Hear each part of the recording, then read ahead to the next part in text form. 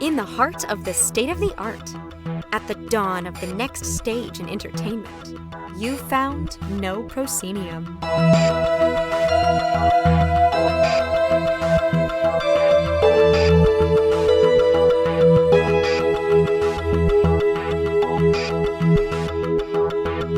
You have indeed found No Proscenium, the voice of everything immersive, and this is our 350th episode. I'm your host, Noah Nelson. Joining us from Los Angeles is... Hey, this is Kevin Gossett, the LA Reviews editor. In an undisclosed location in New England. That's got to be me, Leah Davis, your New England coordinator? Correspondent. What are titles? In Chicago. That's Patrick McLean. And on special assignment in Miami.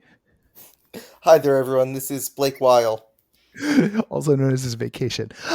So everybody, welcome to the 350th episode. This is going to be one of our After Dark Team Speak style ones. We're going to take a look at sort of the state of immersive as we see it right now. We're going to start on the general and then drill down into the specifics. I'm going to kick it off because it's my show.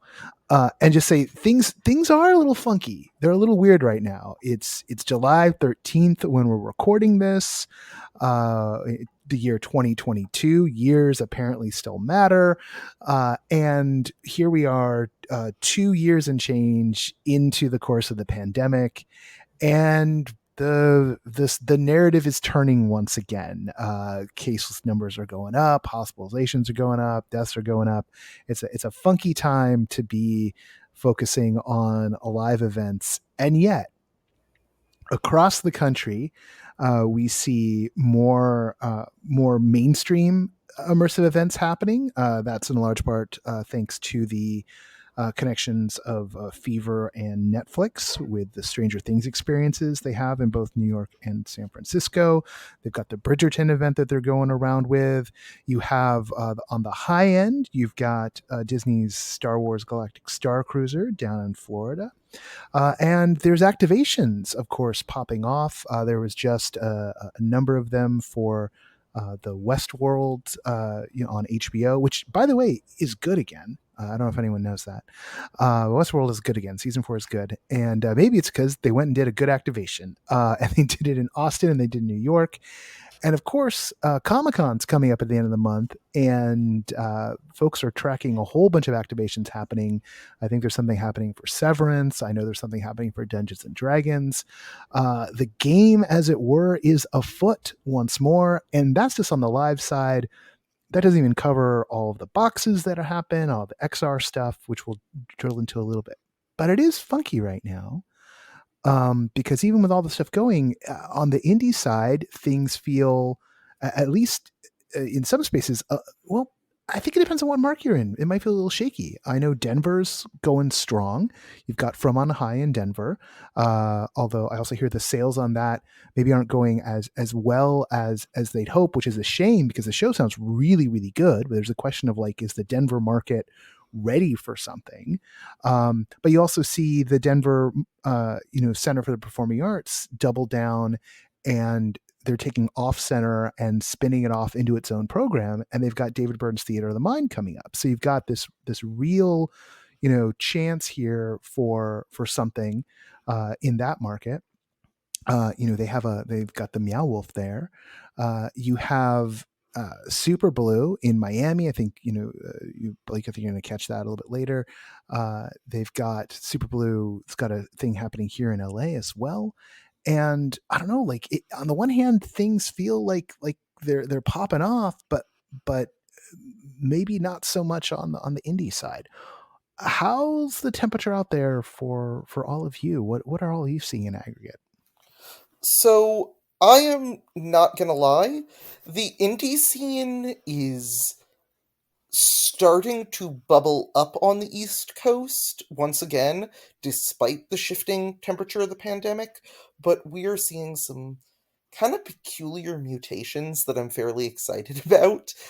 So on the one hand, we are seeing the mainstreaming of immersive art, as you were mentioning, but that's really happening in two ways. Where you were talking about things like the Fever Netflix experiences and partnership, we're also seeing things like Lincoln Center starting to dip toes into at least moderately produced immersive.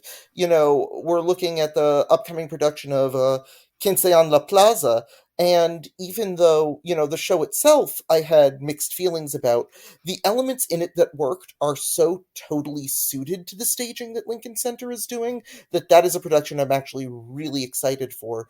We've also got Future Proof 404 opening up their new facility, which has their first initial 3 tenants, I believe, announced, both their own show in their Luxury Universal Experience universe, The Art of Killing It, and also they're having the full Doors of Divergence multi-escape room series, but it almost feels like they're aiming to be Brooklyn's answer to Wildrance. May it rest in peace. God, I miss Wildrance. What a great venue that was.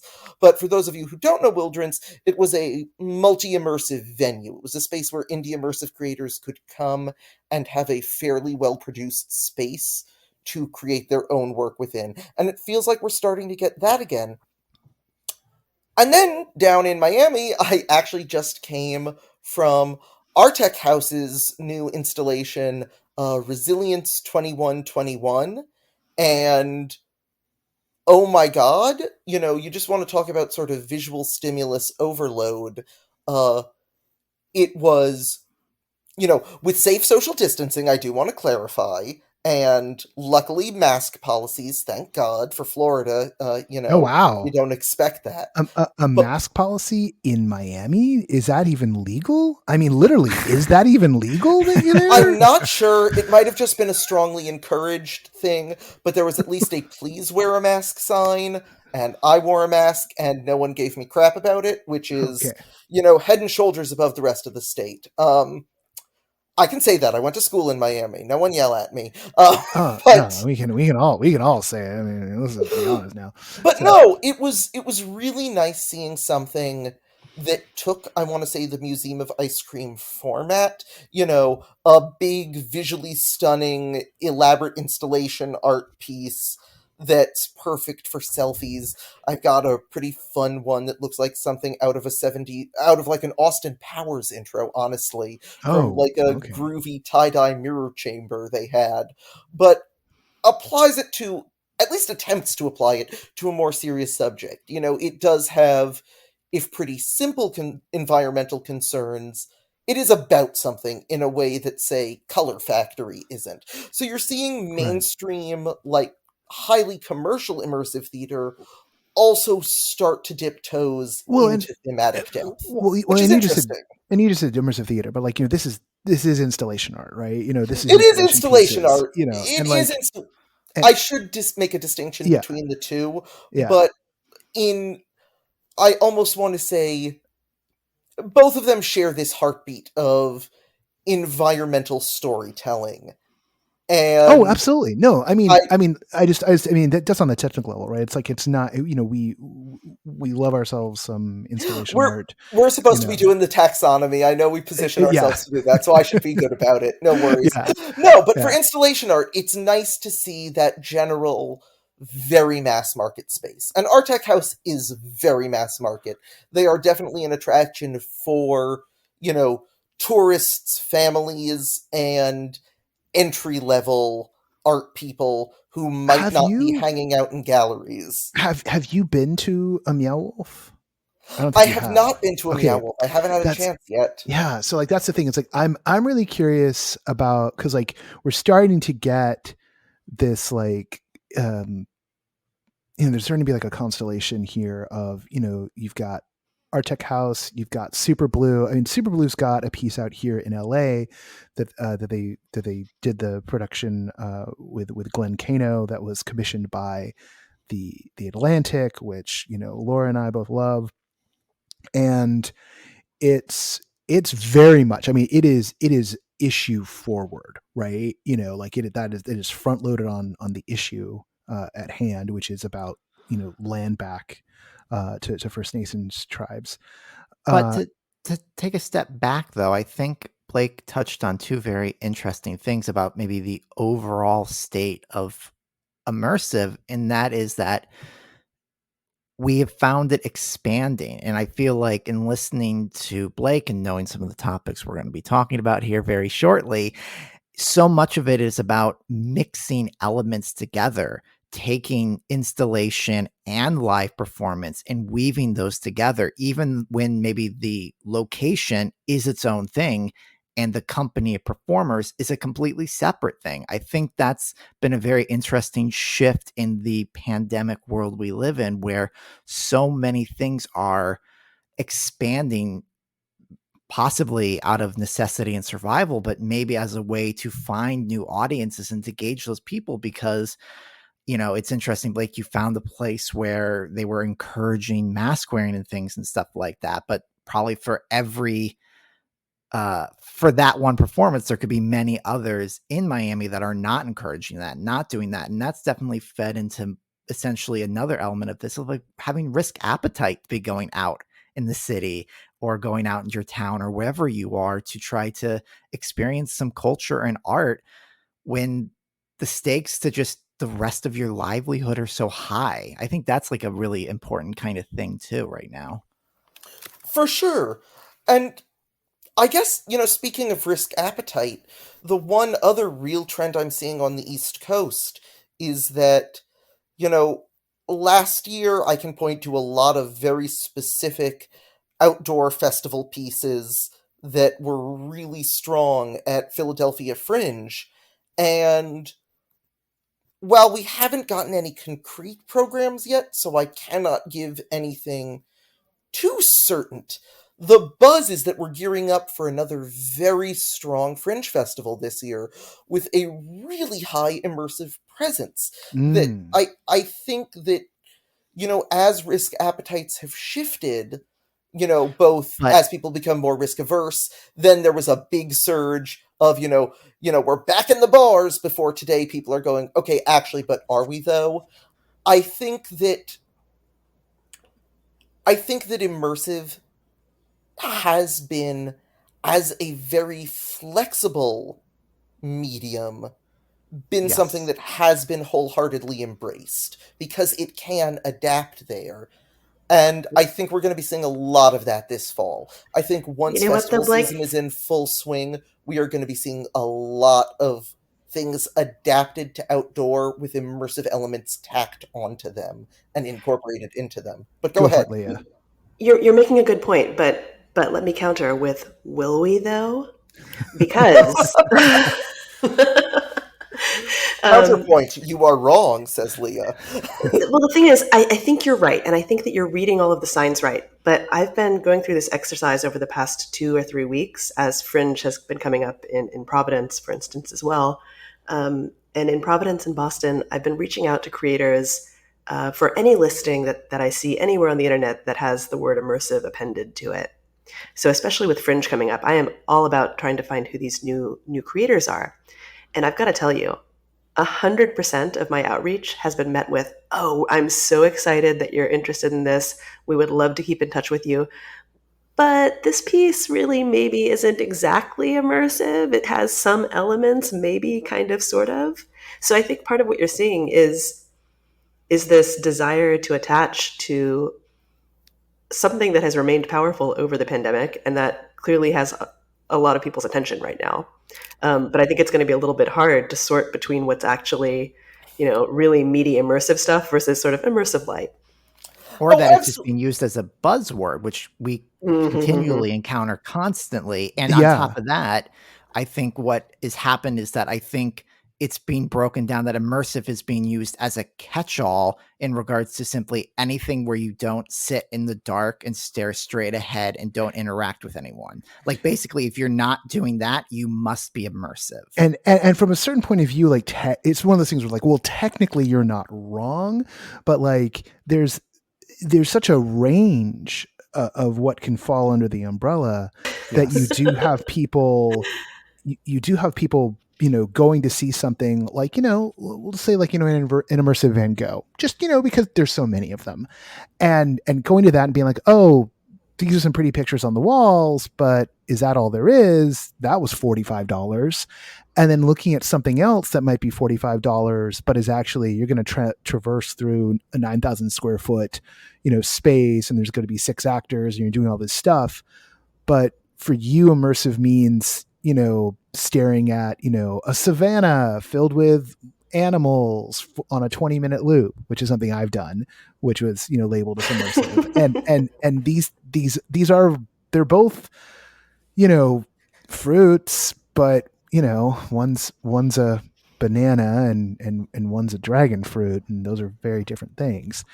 Okay, so I want to tell you a stupid story, and then I've got questions. God, I hope it's about fruit. It's not about fruit. Well, it could be. Hold on, it could be.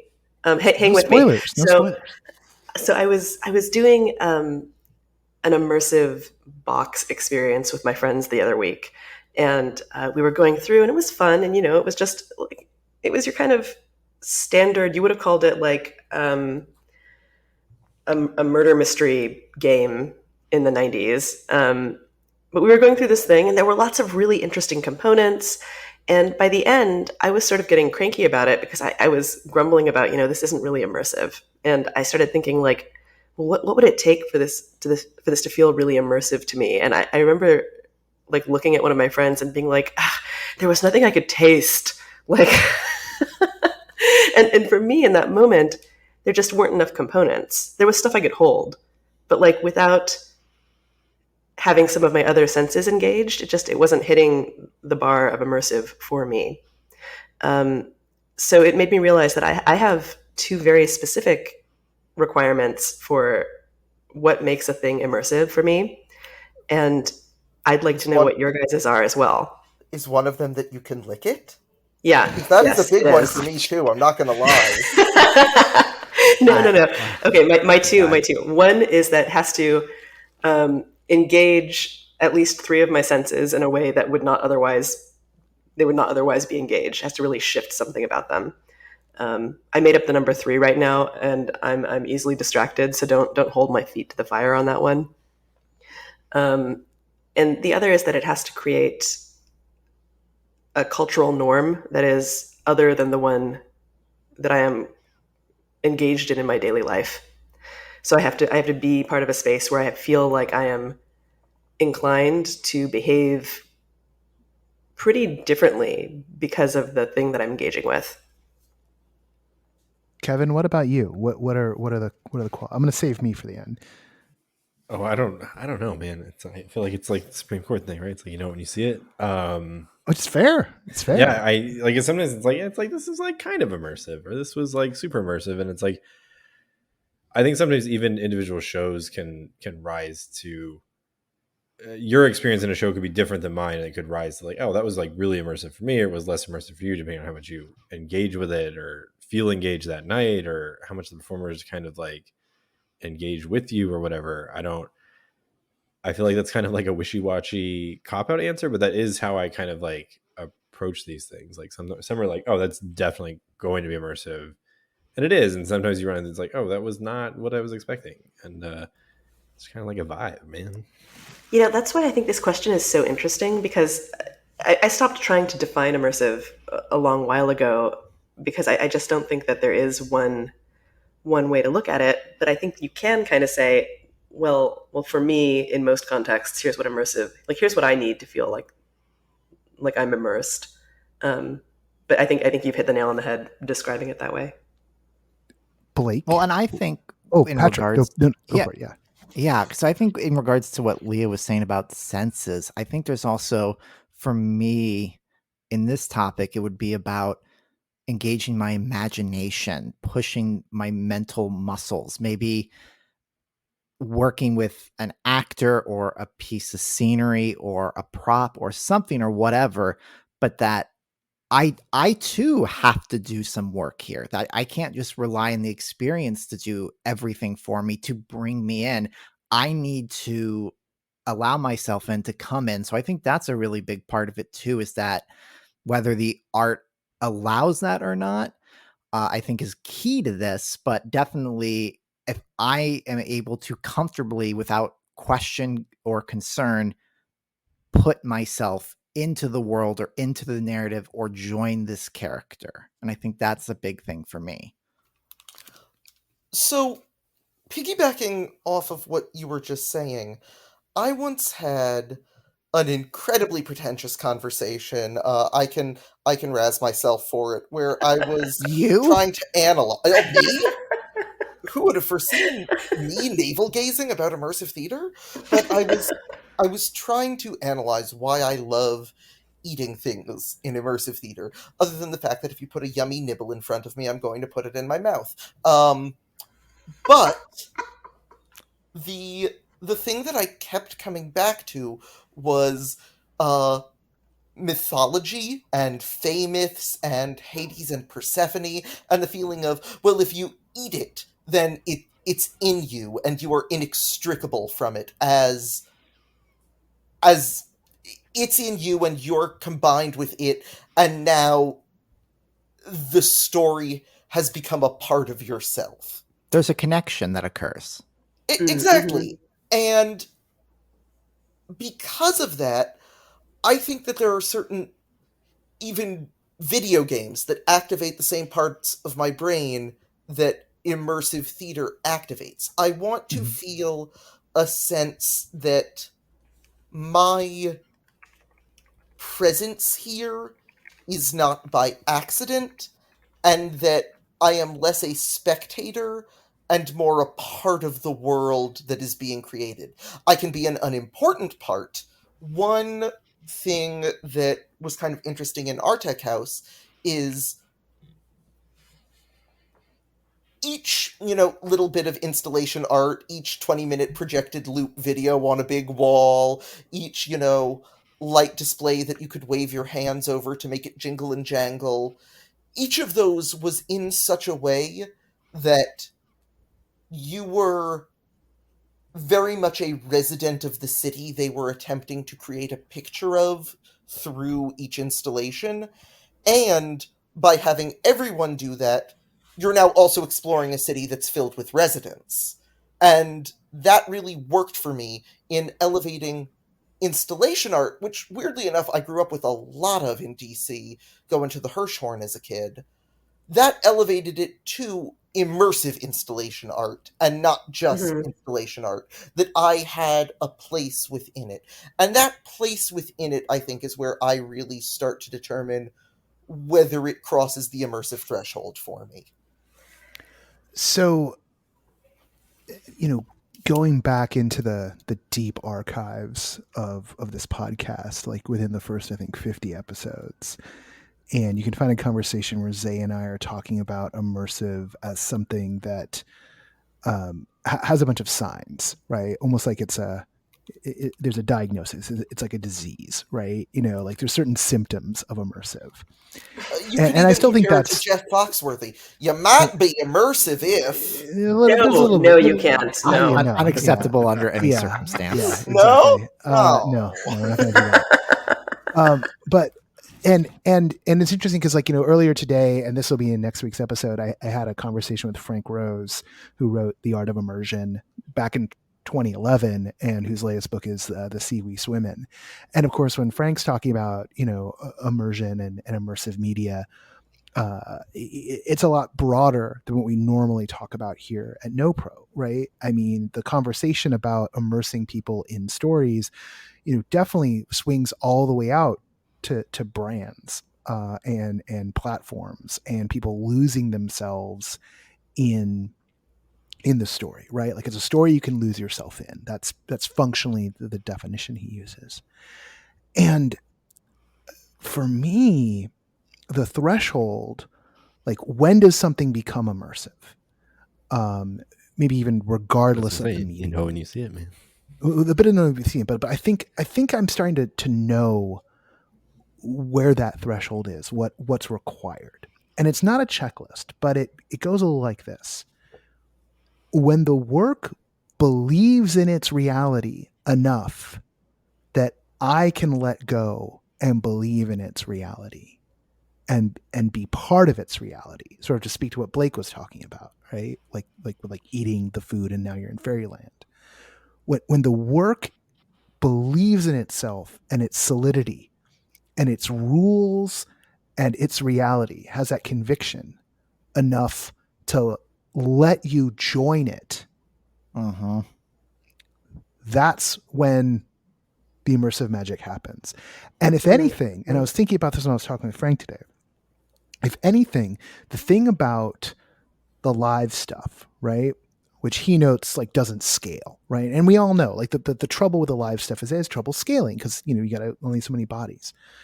But actually the live stuff, I also think, and the XR stuff, it actually has a higher threshold. Like it's a higher level of difficulty because for the live or the XR to reach that level of immersive, that just reading a book and losing yourself in it, right? Like the conviction of the author. It's got to believe in it more. It's got to give you more signs that it's real. It's got more to overcome. But of course, because it has more to overcome, a bigger uncanny valley to bridge, if you will, that when it lands, my God, does it land? You know, I 100% agree. And the word conviction really stuck out to me there, that it's almost that it's the creation of a world robust enough that my presence doesn't destroy it. You know, a story is a fragile thing, and we as humans are big and stompy. The best work stands up to all the destruction we bring to it. That's funny that you say it that way, because Noah, while you were talking, and even now Blake, what I was thinking was, gosh, I can't tell you how many LARPs I've been to that I've had such poor production quality, and the immersion has been so complete because essentially you have enough people who have bought into the fairy dust of believing hard in the narrative. This is a perfect segue because our next section was going to be about LARPs from you. So let's talk about the state of LARP, but also talk about this notion, because I think one of the other things right now is I think some of the solution to the scaling problem. I'm not going to say LARP solve the problem, because I think there's a little bit tendency, particularly in the LARP world, to be like, a LARP solve the immersive theater problem.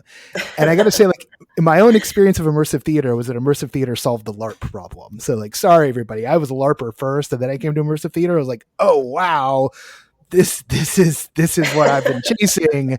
Not like, how can I get character sheets? And I know Nordic LARP, come for me. No, come for me. Like, cause I'll fight back. But I do think that the power in the LARP is that it democratizes that conviction, right? Like it's the shared belief of everybody that creates that consensual hallucination that, you know, for us back in college, it was like, oh, we're standing around, you know, UC Berkeley and, you know, pretending that, you know, we're a grand convocation of vampires. But we bought into each other's performances, and that created the reality. So talk to us about the state of LARPs right now, or what's on the horizon. Yeah, okay, but first, Noah, I'm not going to come for you, because in my style of LARP, we played a lift, and for me that means I played a lose, so you will win that fight. I've never boffed anyone in my entire life. I would like to start, though, so I did get my first foam sword just 2 weeks ago. God help us all. Buffer LARP is fun. I mean, I was more, you know, Vampire the Masquerade than Buffer LARP by far. In fact, we never LARPed with the Buffer sticks. Some people in our cadre did. They did the Nero LARP, which is actually out there, right? Is out there in New England. So there are people who did Nero and a few of the other things out there. But when we had our Buffer sticks, we just went to Golden Gate Park and hit each other with foam swords. We had grand melees, but no story, just violence. But nothing takes you out of those LARPs, like when you have to shout how much that hit like gives to the person you're hitting, and then like it's so funny because like in your comment in regards to who solved what, it's like That's always been my problem with LARP, is when it needs to get technical to the point where you need to track things in some forms of LARP, not all. Right. But that is always such a killer in What- regards to, okay, I gotta remember 8 different people were shouting 8 different numbers at me, and I gotta total those up at some point. Well, and I think that when the argument gets made that like immersive, that LARP solves immersive theater, is on the side of the Nordic LARPing, right? Which are a little bit closer to like improv theater with rules, but like very light rules, and those rules tend to be play to lose. Although, Leah, talk to me about play to lift, because I haven't heard that term before. Okay, so play to lift is an idea that if every player goes into a LARP with the idea that you are going to try and make the best game and best story for the people around you, then you yourself, as well as everyone around you, are going to have just amazing games. So it's similar to play to lose, where you lean into this idea that a dramatic loss or death or failure can be just as narratively satisfying as a win. But it allows, I think, for a much richer range of expression.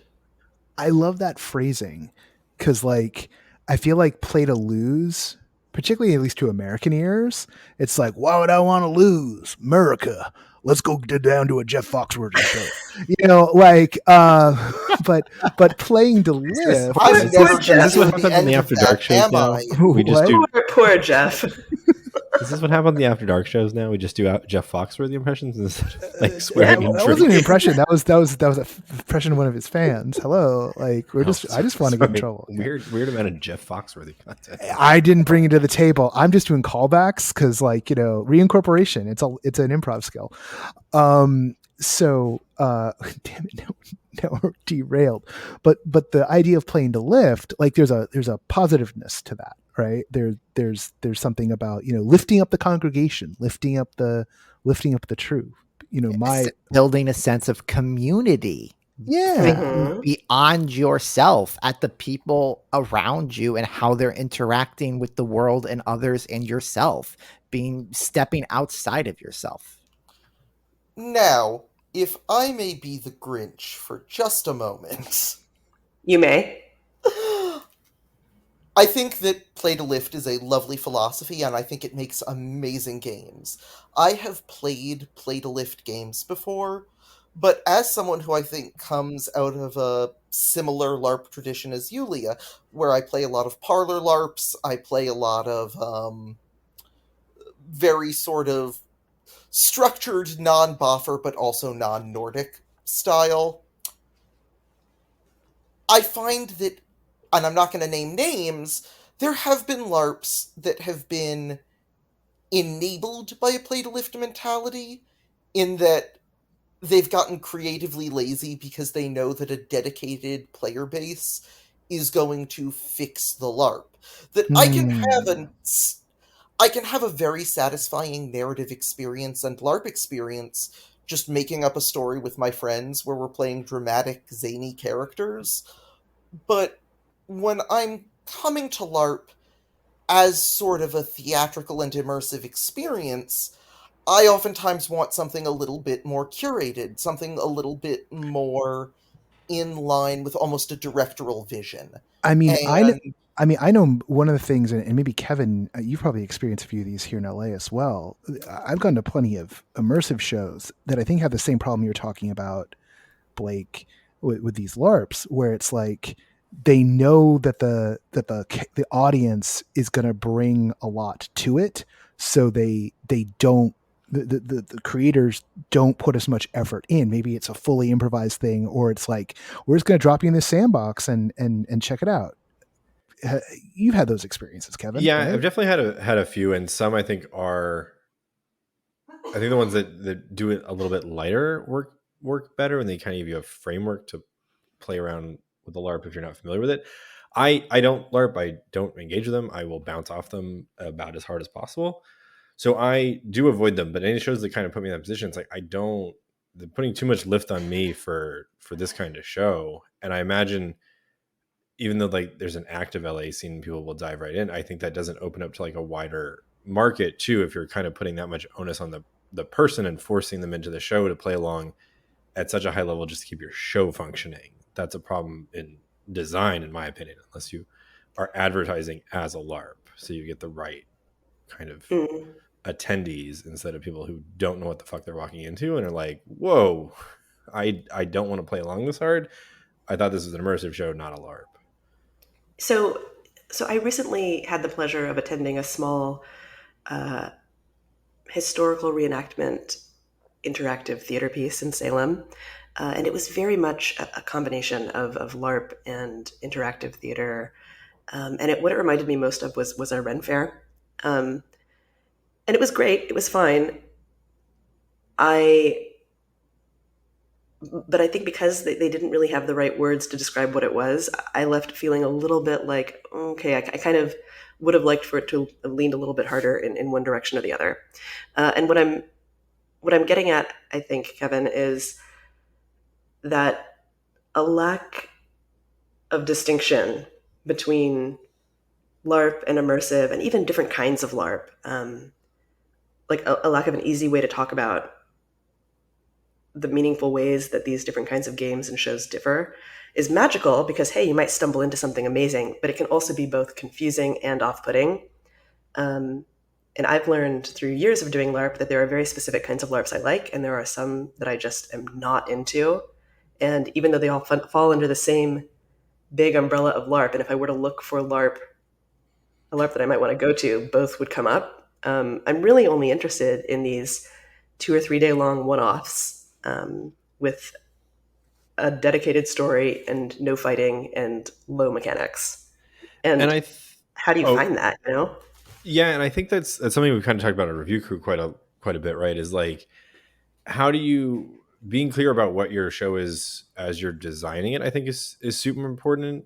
And then the piece that follows from that is how do you actually like communicate to your potential audience about what the show is, and to be clear about that, and don't waffle. Like the more information you provide people, and I think we've gotten past the point where people are trying to be like super secretive for the most part, because that was a plague on LA for a while. It's like no one wanted to tell you what anything was happening in a show.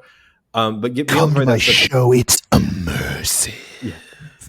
Man. It's dark and it's in a secret location, and that's all you dark get. And immersive. I used to chase that stuff so hard. I would hit every single one of those. All I needed was like 2 lines and a mystery.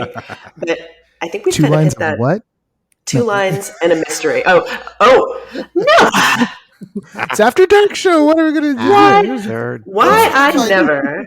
Those are the kinds of shows that had my coworkers calling me Stefan. Like, no, I kind of... My patience has kind of expired for, like, we're going to just shake you around in a dark room and maybe there'll be a point, maybe there won't. Ooh, come and find out. I'm still into it, but we don't need to do that anymore. And I think the bar is set a little bit higher. The bar is definitely still a little bit higher, but I got to admit, so speaking of LARPs, Nick Fortuno, who we're blessed to have write for us these days, because he's made a lot of like stuff like with Lance Weiler, interactive lab stuff, and he's starting to, he's been going to a bunch of experiences, and he came around and was like, oh, hey, I'm doing this stuff, so how about I write about it for you, because I'm already telling my friends about it. I'm like, oh, that's great, that's very much the NoPro way. So he's going to Saturnalia in November.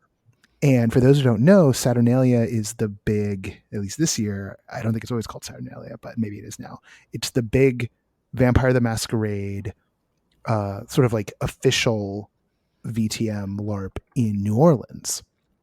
And the big American Vampire LARP, like the annual convocation, traditionally has been in New Orleans. So the big official, I think at one point it was called the Grand Masquerade. So he's going there, and I was like, oh, cool. And he's like, yeah, like I'm just got a normal ticket, but I can look it up, I can write something up. I was like, oh, that'll be great. That'll be good to get a report from the ground.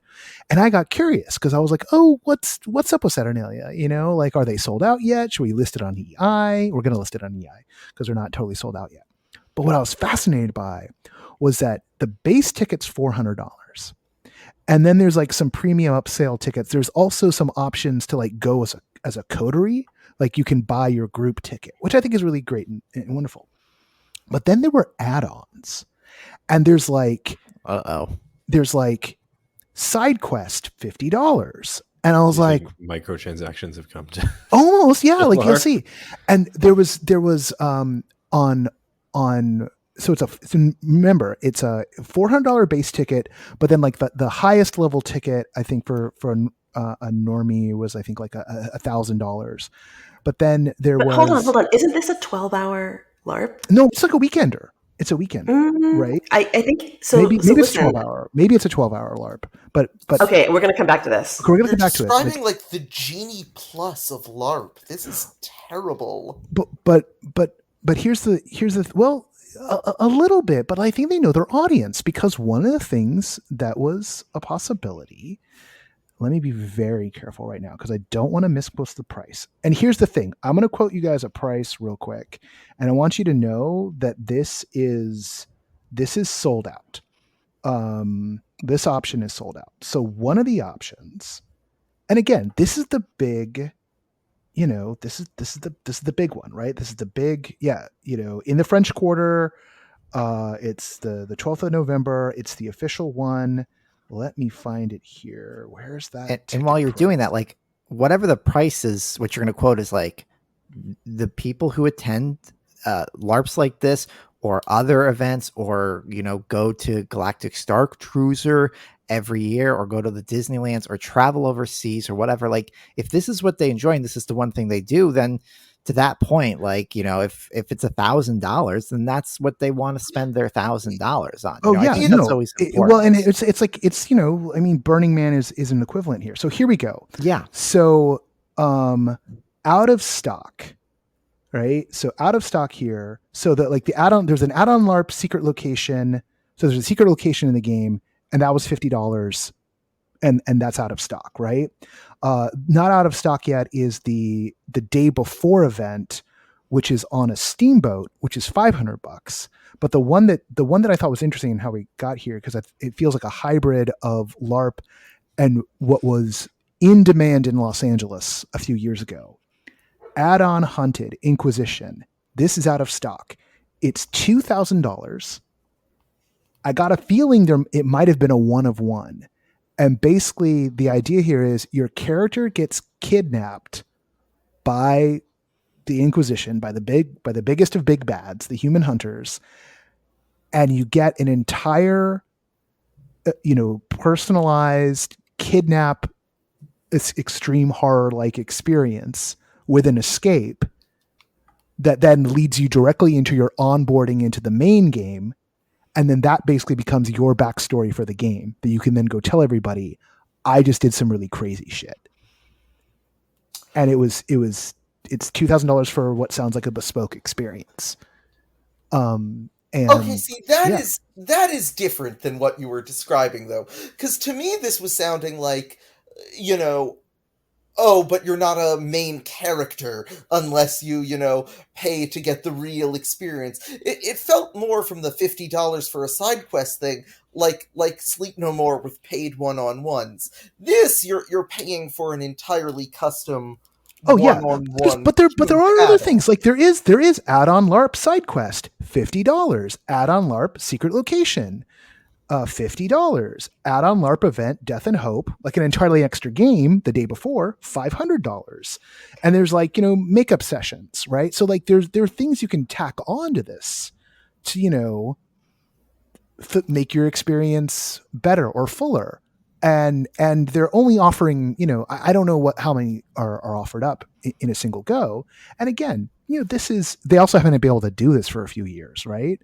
But this is sort of the aim towards the blockbuster LARP. I don't know if it's over 2 days, though. I think you might be right, because it just lists 1 day. It may only be 1 day.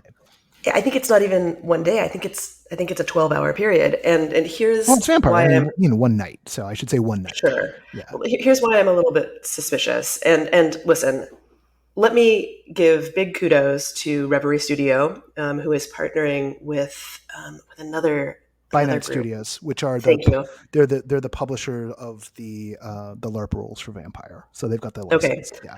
So here, big props to Reverie, because one thing that they're doing is they're pricing themselves correctly for the work that goes into a LARP. And I think this is the big downfall of LARP is magical experiences are created, but people barely break even on most of these things. They're not money spinners. And okay, you know what? Running an event like this, writing these characters, producing an event, hella expensive. So, this is what it is. An add-on to go on I presume this is a fully functioning steamboat, like coal in this economy. I mean, my God. I mean, it's basically like, it's a game the night before, and then the basic game is for like the core ticket is $400. Then this is like a special one in a special place. And look, like the lead creator here is Joanna Peterson, who like is one of the experts on LARP, right? So it's the LARPing equivalent of like, hey, so George Lucas is running running this game. You want to pay for a game designed it's a by Michelin star LARP. Yeah, exactly, Blake. That's perfect. It's a Michelin star. It could be honestly, it's probably 2 Michelin stars. So you know what? We'll see. But hold on, because I have relevant information here. Okay. I really wanted to do this LARP. I was there when they announced it. I was super stoked. I really I'm like, cool. Let's go be vampires. It's going to be amazing. But they had announced it right off of at the tail end of The Haunting of Grey Manor, which was their blockbuster LARP in Cambridge, Massachusetts. Billed October 8th through 10th. And it was a haunted house. Everyone is some manner of spirit, and there are evil things going on. The great things about this LARP, the characters were written beautifully. I had probably the best character I've ever had written for me. I was so excited. The space was great. It was in a Masonic temple. The price was great for an October 8th to 10th for a 3-day LARP. It was fantastic. Cool. I was in. It had a lot of the same things promised, like makeup, special effects were available to anyone who wanted them. Each room was being individually sound mastered to match the ambience and the energy of the room as stuff was happening inside of it. Really cool stuff. Yeah. But in practice, guys, I was disappointed. Yeah. The reach maybe exceeded the grasp. Yeah, what it felt like were people with some really great skill sets getting really excited about showing off these skill sets, and holding on pretty tightly to the story. So there were some really beautiful moments of emergent play between characters, but more than once, the LARP runner sort of stepped in and out of game redirected things to make the story move a little bit more like they wanted it to, which I found super off-putting. And on top of it, and this was the part that really stung me, when I bought my ticket half a year or more in advance, I'm looking at like 3 days. This was a reasonable investment for a high production LARP. And it turns out the gameplay itself was also only 12 hours. And the days that we were looking at were like, you can come to Boston ahead of time if you want and go on a tour, or you can meet people for lunch. And it was all very like out of game and unfulfilling for me personally. So when they were talking about Saturnalia, they're talking about like, wow, we've got all these locations and like, we're going to be wandering through the city and all of this stuff is going to be happening around in private and public locations. But in my head, I'm trying to do the math there and I'm thinking, gosh, for such a short period of time, how are people even going to see the spaces that they're being asked to play in? Yeah. And like, how is this actually going to work? So open call, anyone who goes to Saturnalia, I would love to be proven wrong. I would love to hear more about this. We do. Nick is going, so we're gonna get the report. Nick's not here, Noah. No, I know, but like Nick, but the good news is we're getting the report. So, okay, but cool. Yes, everyone else, yeah, like if only we did a show where we had the correspondents and staff get together and talk about things and review them as a group or as a what's the word? If only we did. If only we did. That's a great idea. Okay. Hold on. We've gone very long. We've gone very, very long on this, and we drilled it on Saturnalia. Which hopefully not a Saturnalia thing. This is just one general point I want to make. Go for it. Super briefly. Have you read Pete Wells' infamous review of Per Se in the New York Times, the Michelin-starred restaurant? This is all I'm getting at because I want to make sure that I am clear here. He No. describes No, I haven't. he describes the supplement courses there as utterly spectacular, wonderful. But the mains that those supplements would be replacing, the salad that the foie gras course replaces, as being utterly dismal, to the point where it feels like extortion that this is being offered as a supplement. Huh. The one thing I just worry about is with supplements like that is that these are things that should have been part of a core narrative experience, even if that is a core narrative experience offered at a higher price point. And so we'll have to see. Once again, I'm with Leah. I would like to be proven wrong here, and I eagerly await the report. Yeah. All right. So Would you guys like a state of the LARP union in 30 seconds or less? yes. All right, here it goes. A lot of stuff was canceled. A few things ran in 2021. Some conventions like Intercon got canceled in 2022 and are coming back for 2023. Summer LARPing did just run just this past weekend, and I sadly missed it because I was struck with COVID. But I've been watching their COVID policies, and there's some interesting work around masking and contact tracing that I'm very proud of for them. And it looks like we've got some big games coming back up. Personally, I'm looking forward to Triumph in Croatia coming up in November, fingers crossed. Saturnalia is obviously coming up. And we've got some College of Wizardry back in rotation if you're heading to Poland anytime soon. All right. Cautiously optimistic is what we're looking at here. Cautiously optimistic. I like some cautious optimism, and I like the idea that LARP is having another moment in the sun here on the other side of the high pandemic as we go into the low pandemic. Speaking of places that have been impacted by the pandemic, Kevin, let's talk about our hometown here for a second. Yeah, sure. So I feel like LA has definitely, as with everywhere, has gotten kind of hit by the immersive downturn because of the pandemic, and I feel like it's just kind of like this, like, I don't know, sense of malaise, sense of like ennui about like the scene right now. I don't know. That's like, I've been to a few shows this year. I've been to actually probably like one a month for the last couple of months at least, but just kind of everything feels like slight. I don't know what it, I don't know if you have the same kind of experience, or that's just kind of like where my head's at right now. I don't know. How do you feel about the scene here? I mean, I think things are definitely like funky, right? Because I think the continued. I mean, one of the things is we just had Fringe, and Fringe tends to be a place where new talent emerges.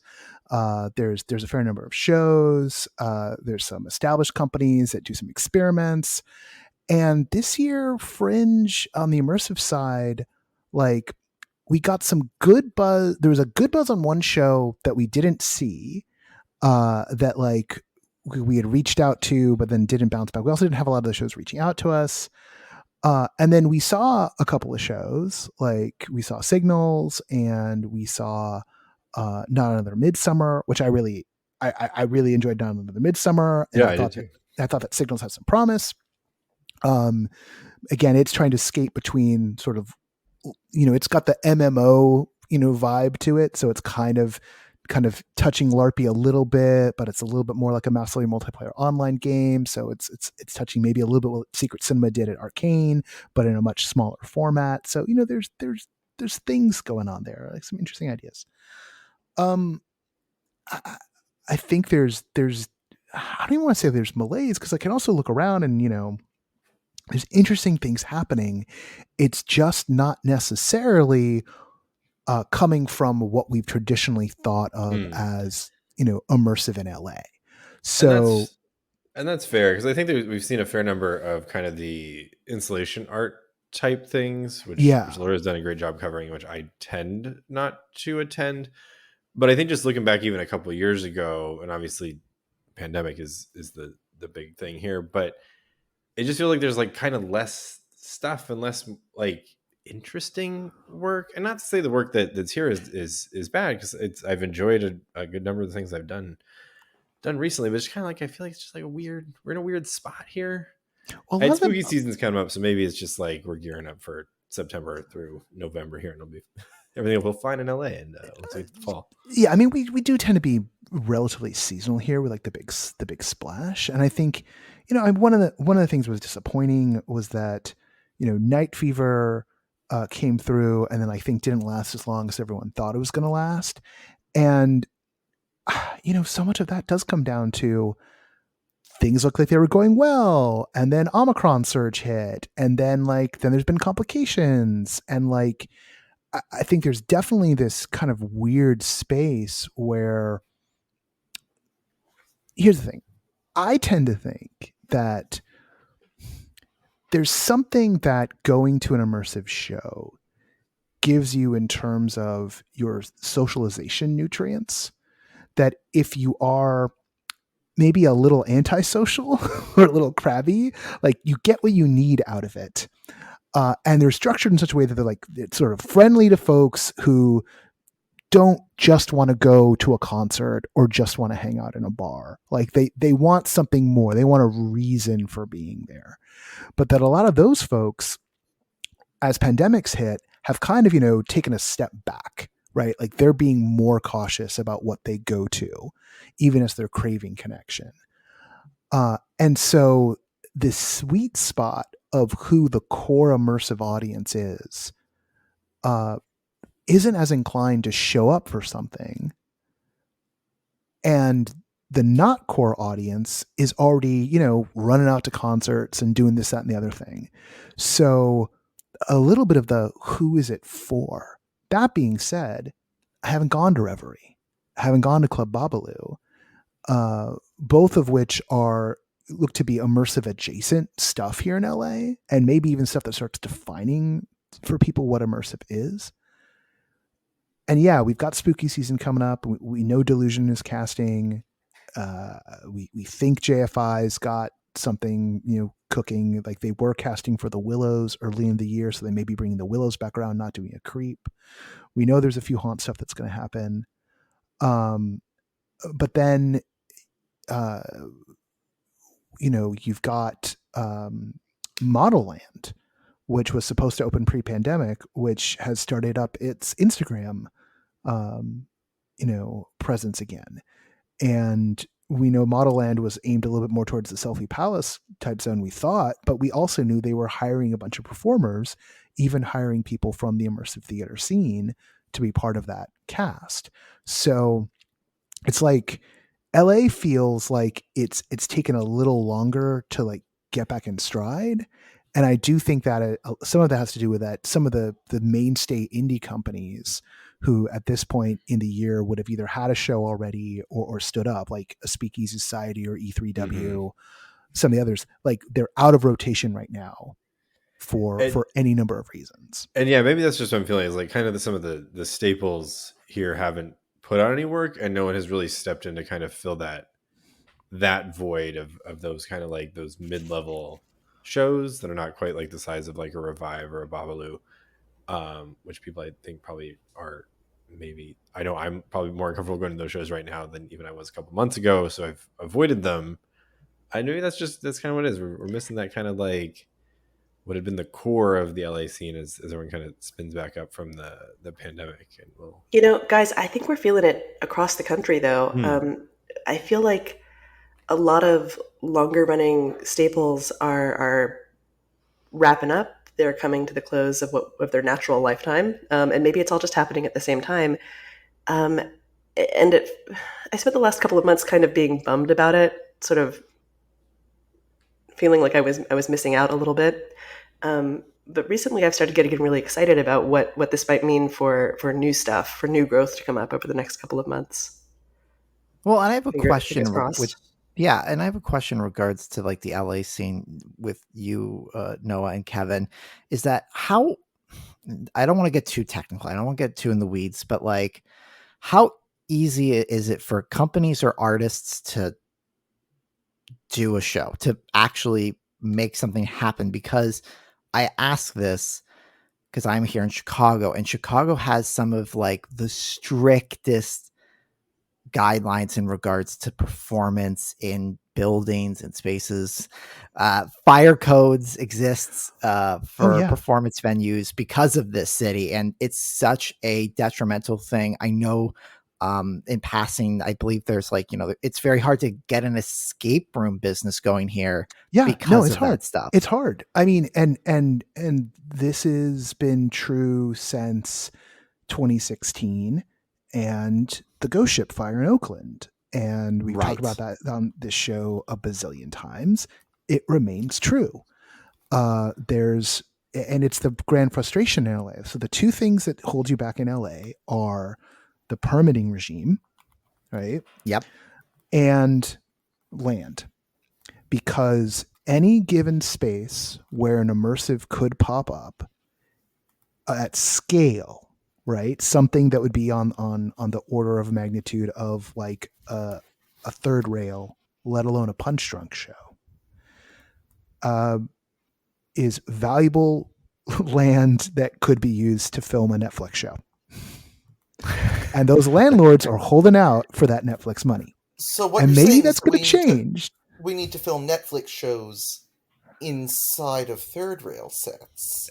No, because if we do that, then there'll never be another third rail show because there'll only be Netflix shows going, right? So if anything, the opposite. We need to convince Netflix that all they need to do to get back in the good graces of everyone is to make a bunch of Korean television style game shows about people going to immersive theater projects and then let those immersive theater projects run, right? Sold. Right? It's funny you mentioned Netflix costing show space, when even that's what happened to the Arcane production, right? Like they put up in a soundstage and they had to get out because someone else can come film an actual like TV show or something in there. Yeah. And that was a Netflix show. So even there, they'll get the boot. Yeah. And like, and there's, if we want to get super technical, is like, Riot's the one who like dictated so much of how Arcane happened, right down to the whole, like, we only drop 2 episodes a week. Like that was all them. But yes. Right. And, one of the interesting things is that, Fever and Netflix in their deal, like they're moving those Netflix attractions around the country, right? So they've basically started on 2 different coasts, and like I believe the plan at some point is that it'll raise up out of New York and raise up out of San Francisco and go somewhere else. And they've got the one that's starting up in London. It's like the same show, just a touring show. That's what Broadway shows do, right? Like they're tacking to that model. It's somewhere between the arena show, the arena escapades, and a Broadway show. It's right in the middle there. And where are you going to land this stuff? The sad thing in Los Angeles is that there's plenty of retail that could be reclaimed, but the permits stand in the way and the change of use stuff stands in the way. And that's where like real money has to come in to make these things happen. And that was before, like all of these issues have been known since the dawn of time for immersive theater and even other art forms. And now we have layered in the pandemic and the health crisis, for lack of a better word, but to be a little dramatic about it, and a dollar that has to be stretched very, very far. And I'm talking very, of course, micro and immediately in regards to when this podcast is dropping, but it's affected me, I'll say that. I mean, like, I think in regards to like, we go back to, this goes back to the LARP in regards to the cost. This goes back to, like the state of the union. And of course, people who were trying to fight all live art forms are trying to fight people to leave their home, the comfort of their home, when they could switch on their television, their laptop, their phone, and be entertained endlessly for the rest of their lives. So let's talk about remote shows. Let's get super depressing, sure. And XR. That's a good segue as we run down towards the close here. Patrick, you're a remote assignment editor, and you're also part of the XR team with me. How are things looking right now? Well, that's like kind of the interesting thing in regards to this topic is that in relation to the issues of having a physical performance somewhere, whether it's in a building or a park or wherever, the landscape on the digital spaces, whether that's on the internet or, in the headset or on a phone, because there's been a really great phone experience that some of us are kind of maybe gearing up to talk about in the near future. There's endless possibilities, and you can go in there and get a steak. But then the issue is, of course, as always, is being drowned out by everything else or by Netflix pushing a related game or property in regards to their things. Like, I think we talk about this all the time, and this is something I've been really thinking about a lot lately with a lot of the VR games that I've done. And it's very important to be critical about work. There's like you have an experience, you do enjoy it, but there are problems with it. Like I'm still playing through, I hate to pick on it, but it's Area Man Lives VR, and I'm really enjoying this game. It's a lot of fun, but you're stuck in the groundhog cycle, and when you complete a cycle and go all the way back to the beginning, you have to replay a lot of segments potentially to get to a new branching narrative. And I and I think other reviewers out there have rightfully pointed that out as like an issue in regards to like getting stuck in the groundhog loop is taxing. But ultimately, I love this game. It is funny. It is original. The space in which you occupy in the VR space is really awesome. And there's a depth to how you interact with it that is super impressive. Like one of the things is that like there's pencils on the table and you can, as the player, throw them up into the ceiling because you're bored. You're bored. The radio ad is playing or there's a caller talking and it's not a big deal because you're a radio DJ. But then later on in one of the branching paths of the narrative I was taking, I had to help people through magic. They're basically just, it's magic of the imagination. Is there were satellites crashing down on them as they were driving in the road, but in the studio space, I would see the outline of the satellites and I would take the pencil and I would throw it up into the ceiling and it would break one of the satellites, thus saving them. And I would have to keep doing that. And it's like, this is so fun because I don't know. Was I the only person who ever threw pencils up into the ceiling in a classroom? Or is that like a really dated phenomenon? Do the kids even use pencils in classrooms anymore? I'm just horrified at what a bad kid you were. Jeez. Yeah, I never. Unfortunately, my like school had popcorn ceilings during my had popcorn ceilings, not a drop tile during my rebellious days. Oh, so I'm so sorry meant that it wouldn't stick. Yeah, I know, tragic. Yeah. I didn't have drop tile either. So Also, I used mechanical pencils. They didn't stick the same way. Sure, but ultimately, like this is, I think, the problem with regards to a lot of the XR and VR and maybe at-home box experiences stuff is that unfortunately we do need it's a great space. I think there's a lot of great stuff on everything immersive. Our VR chat creators are posting new content that they're finding or creating or putting up, which is awesome. But then, of course, it's either trying to get other people to go explore those VR chat worlds with you or have the time to focus on this other new thing. I don't know. Like, Noah, do you feel like you're drowning sometimes with the XR and VR content that's available to you? Well, I mean, maybe opposite of drowning, more like feeling like, no one's giving me a reason to jump into the pool sometimes. Interesting. Okay. Like it's been a minute since I've got a backlog, right? So let's be clear. Like I still owe playing Wraith, sure. I own it. There's a couple other narrative pieces. I think like the Sam and Max one, like I intend to do at some point. Like my pile of shame. I have piles of shame of books and video games and just lots and lots and lots of stuff. The backlog is huge. Yeah. But when something goes like, ooh, you got to come play me, right? Like the thing that right now is really on the horizon for me is, Walkabout Mini Golf is going to have the Labyrinth course on the 28th of the month. Like I know what day it drops, right? Like I couldn't tell you what day most things on VR drop right now, but I can tell you on the 28th we're playing Labyrinth. And in fact, like we're setting up like the mini golf troop at the NoPro Discord again because of it. I'm really, really excited about this. But I also think one of the interesting things there is that, they've put some effort in that game to create a social lobby, to create less like a space, a lot on creating less friction to get into a game with people. And I think that's the number one thing, at least for me on VR, that's holding me back. And it's so funny because like I do a lot of single player gaming, right? Like I'm playing Assassin's Creed Origins right now because it's on Xbox Game Pass cloud streaming, so I can play it on any device imaginable, and it's part of my subscription. And I'm like, and it happens to be really good. But in VR, I kind of want my VR to be social.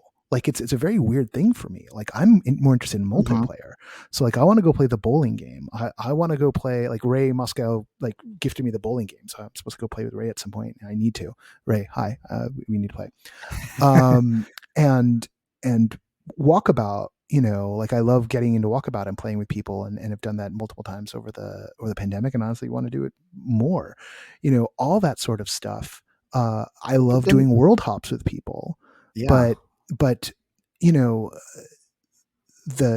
effort to get around the Quest social to like launch a game, it's still like harder than it should be on the one I was hand. about to bring that up because I was trying to play with a group of friends. I actually miraculously had 3 other players to do After the Fall from Vertigo Games. And this is essentially a zombie survival shooter game where the world is frozen over, but then there's still zombies. And so you got to be very careful with your supplies and your rations, but then also like you can't be outside for too long. Otherwise you got to like juice up and all this kind of stuff.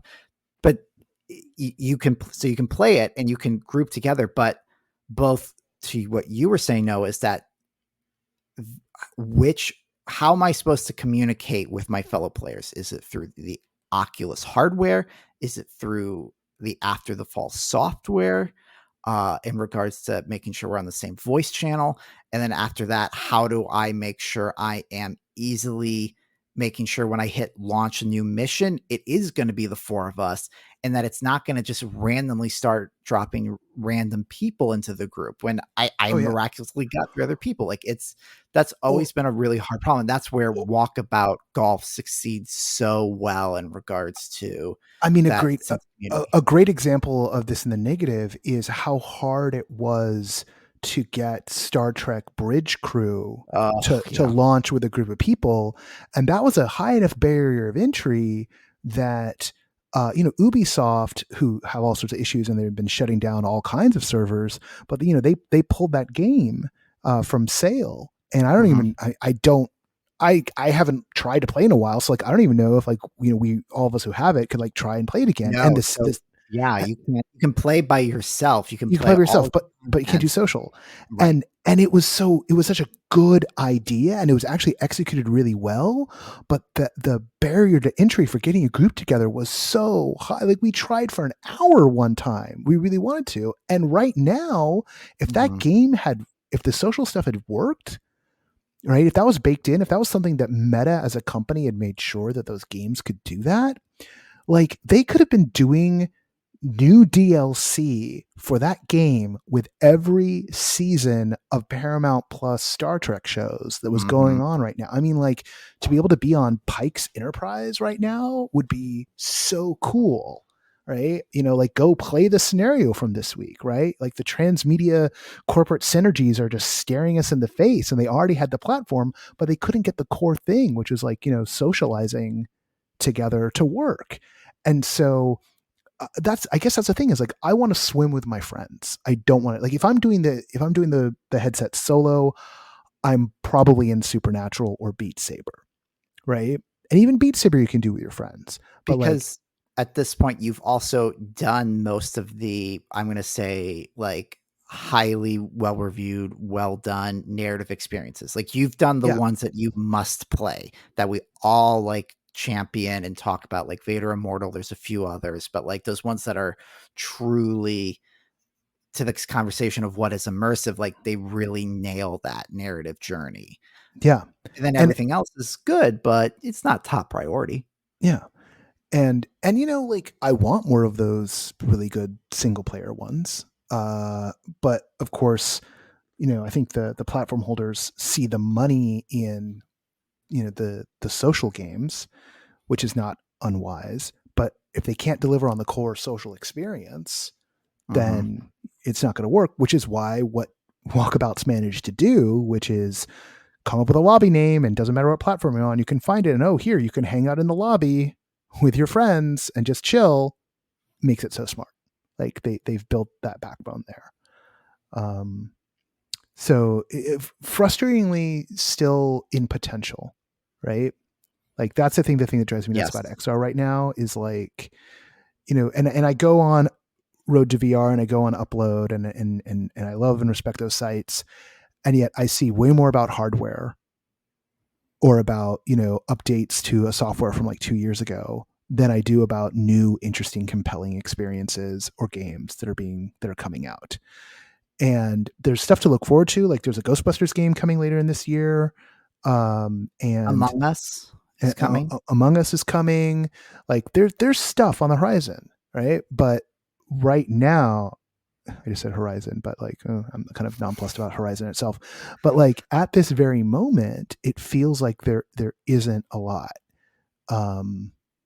Not of the stuff like because I don't want to play like a battle royale shooter in VR. Like if I want to play a battle royale shooter, I would go play Fortnite or Apex Legends or something. But I literally don't want to play those shooters. So I'm like, Yeah, no, I totally agree with that. And then to take a quick step back in regards to focus less on the VR and more on the XR, I think, you know, it's such a confusing space in regards to what's hitting or not hitting. And additionally, if talk about what is immersive, like what is XR? I know I go look to previous episodes in regards to all of us trying to tackle that. But in regards to, I think a lot of, for me, XR means essentially is just really doing something that is outside of the ordinary. Like Leah having done a box experience, Kevin, I know you've done a hunt to killer stuff. Like I personally would group some of that things in there. And of course, that's such a weird space as well, because there's only so much you can do with a box to a certain degree. And there's, you know, and only so many puzzles and narratives can be crafted when the person is expected to guide themselves through it, whether that's through parsing out random details or reading very carefully a laid out narrative document, you know?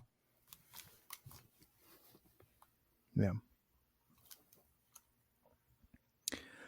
All right. Well, I think we've spread our wings very wide over this episode 350. Any last thoughts on the state of immersive in general from the crowd before we send this one off into the record books as we hit a 350th episode of the cast, which is just ridiculous. I'm gonna just end with my usual thought. Commercial art is real art. Just because it's an activation or a promotion for a Netflix show doesn't mean that it shouldn't be held to the standards of creating a transportative experience. And I am looking forward to both the indie and the mainstream as immersive continues to develop and percolate. I think I would kind of jump on Blake's point and say that I think to get immersive out to a wider audience, having those more commercial shows is actually really important. They have the budget, they have the space, and they have the kind of properties that'll draw people in. So I think that's coming to them and engaging with them honestly and in good faith, I think is a good point. And we can, I think, critique them in the same way to kind of understand where the medium might be going. I'm just generally hopeful for the future for large shows like that and some of the smaller ones that I think we've all done a lot of and enjoy as well. Patrick?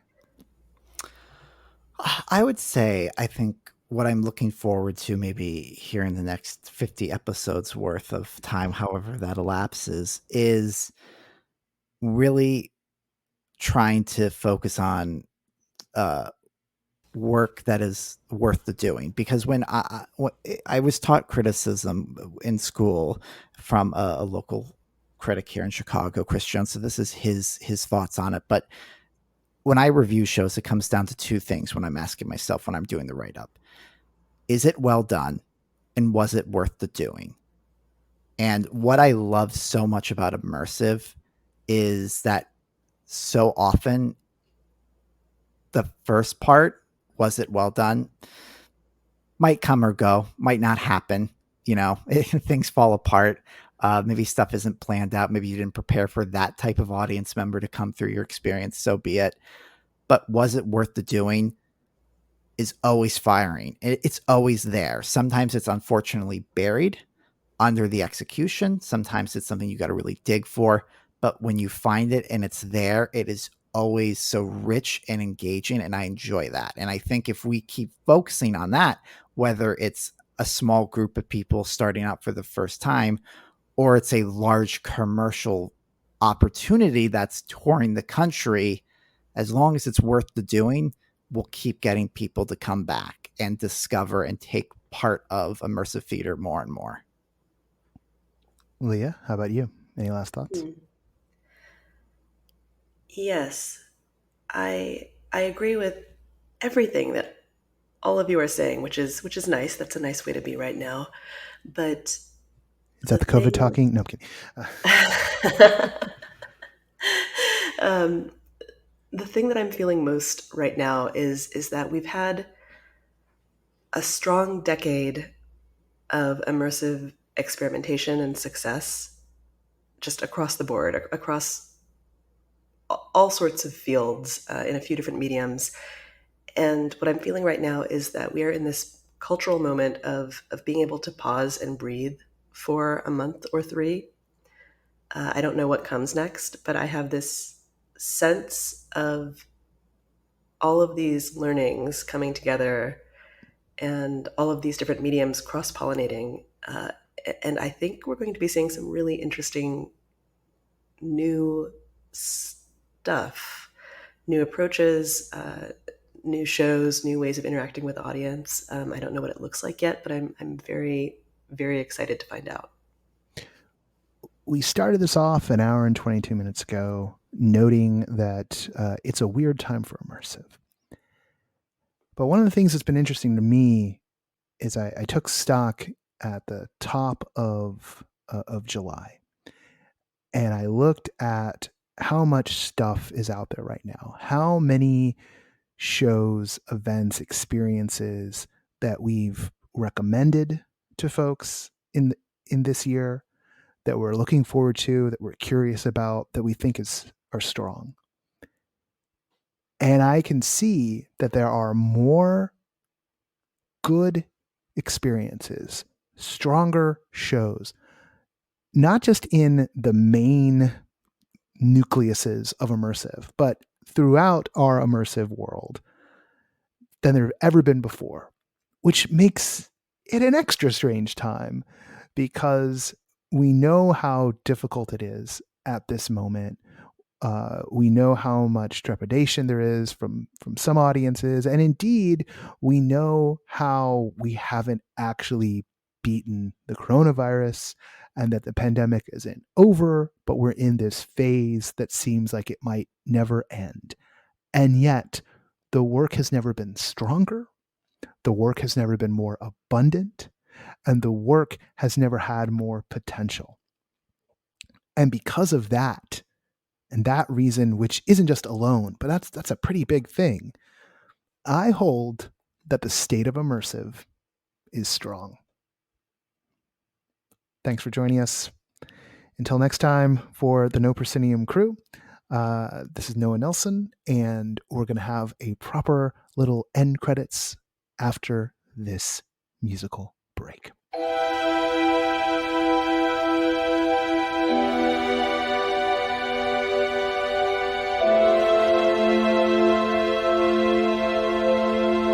And that was episode 350 of the show.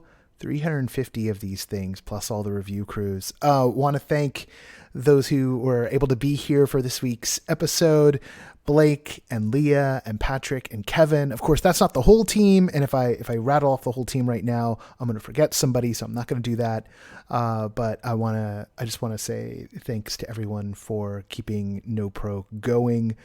What we do is singular, is unique in this world. It very much seems, by treating immersive as its own thing, by putting a spotlight on it, by pulling in the different disciplines that make up this, by pulling the XR and the themed entertainment and the immersive theater and the installation art and the escape gaming and all of it in one spot.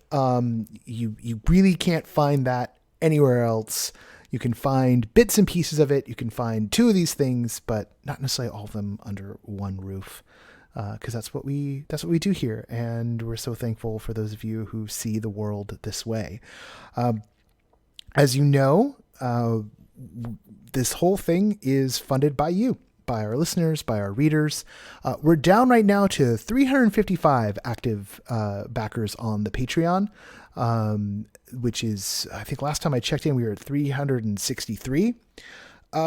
If it starts going that way a little bit more, we don't get to do this anymore. So if you do value the show, please, patreon.com/noproscenium, or tell your friends who you know take advantage of what we do, who maybe aren't a backer. We need your help. So spread the word, or just, when you find stuff that you like, whether it's this week's review rundown or the podcast or whatever, share it out, let people know. It helps a lot. It helps a whole lot.